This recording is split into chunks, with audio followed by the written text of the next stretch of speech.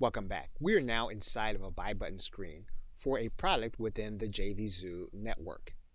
And you'll notice that JVZoo instructs you that you must use one of their hosted buy buttons or your statistics will not be tracked. And this will be of particular interest to you, especially if you have affiliates promoting for your product. Now, if you scroll all the way to the bottom, what you'll notice is that JVZoo gives you the option of using your own button with specific code. So what we're going to do is we're going to copy this entire code and we're then going to put it inside of our notepad file. Now if you look at the code, you'll be able to see that part of the reference is going to be the actual JVZoo payment button, and this will take the person to the payment screen. And then you're being instructed by JVZoo in order to embed their button with your button to use this area to place your image. So what we'll need to do is we'll need to make sure to get our image.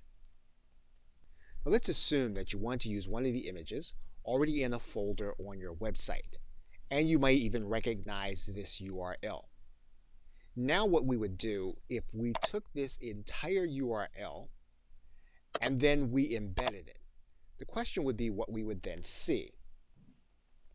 Now if we publish the embed code as it was on the site, all we would see is this link. So what we would need to do is we would need to edit that link. And instead of just placing the URL for the image, we would need to use our image embed code. So we would place in image, src or source, we put our quotation marks in, we then place in our URL and then a closing set of quotation marks. Then what we would do is we would replace then this embed code.